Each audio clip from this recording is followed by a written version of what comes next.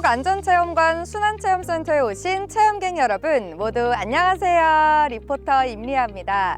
지금 여러분들과 저는 충북안전체험관 순환체험센터에 와 있는데요. 여러분들의 안전한 체험을 위해서 교육 시작 전 반드시 지켜야 할 안전수칙에 대해 안내해 드릴게요. 여러분의 안전하고 즐거운 교육을 위해서 다음 사항들은 꼭꼭 지켜주시기 바랍니다. 아시겠죠? 첫 번째, 수영장과 샤워장, 탈의실 안에서는 절대로 뛰지 마세요. 바닥에 물기로 인해 넘어질 수 있습니다.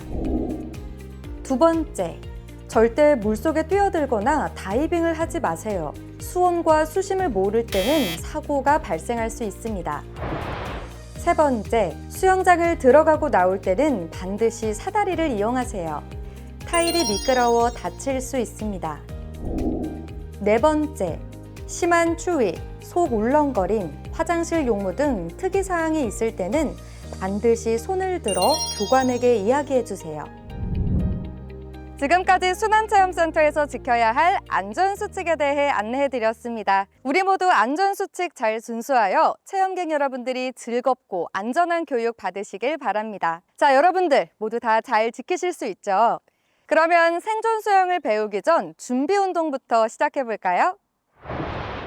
생존 수영을 배우면서 내 몸이 다치지 않도록 준비 운동은 꼭 해주세요.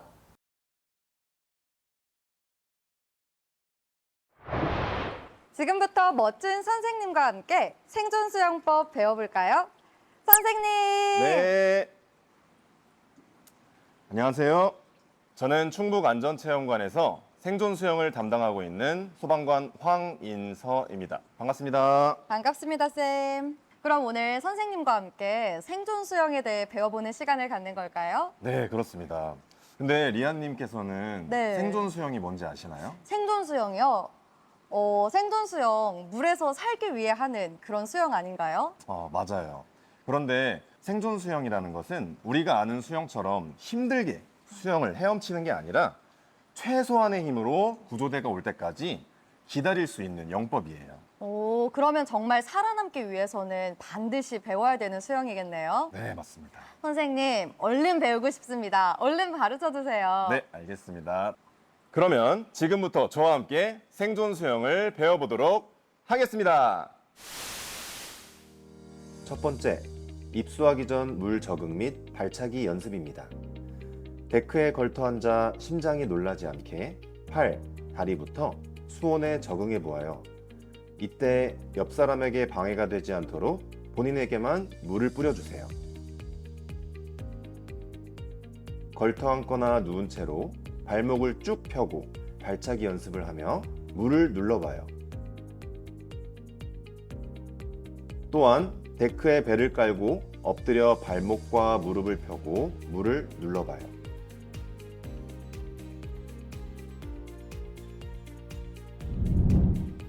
두 번째, 물 안으로 들어가는 방법을 배워볼게요. 사다리를 이용한 입퇴수법입니다. 물을 등지고 사다리를 이용하여 한 발씩 천천히 물에 들어가 볼게요. 발밑을 보며 한 계단 한 계단 물에 들어가고 나올 때도 천천히 물 밖으로 나갑니다. 이번에는 한 번에 물속에 들어가는 방법을 알려드릴게요.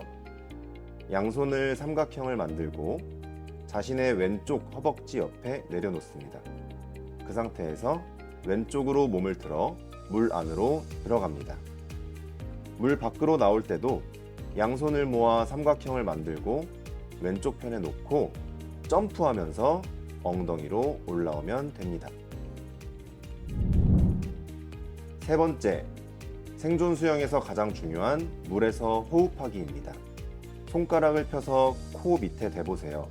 손가락을 댄 상태에서 하면서 코로 숨을 내뱉어 손가락으로 따뜻한 숨을 느껴보고 하 하면서 입으로 숨을 마시는 거예요.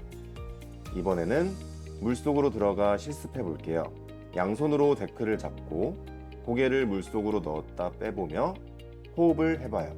물속에 들어갔을 때 코로 내쉬고 나올 때 입으로 들이마시는 연습을 진행해요. 네 번째는 내 몸의 부력 도구인 패를 이용해 물에 뜨기입니다. 양손으로 데크를 잡은 상태에서 양팔 사이로 두 다리를 데크에 올려 시선을 하늘로 향하게 하여 누워줍니다.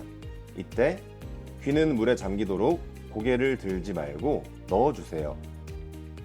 익숙해진 느낌이 들면 데크에서 손을 떼며 무릎을 서서히 펴줍니다.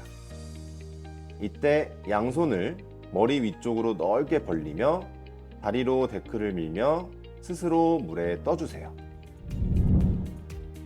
다섯 번째는 순환사고에서 꼭 필요한 안전장치인 구명조끼 착용법입니다. 구명조끼를 착용하기 전 본인의 몸에 맞게 버클을 풀고 조임줄을 늘려주세요. 착용 후 버클을 잠글 때는 딸깍 소리가 날 때까지 잠가주세요.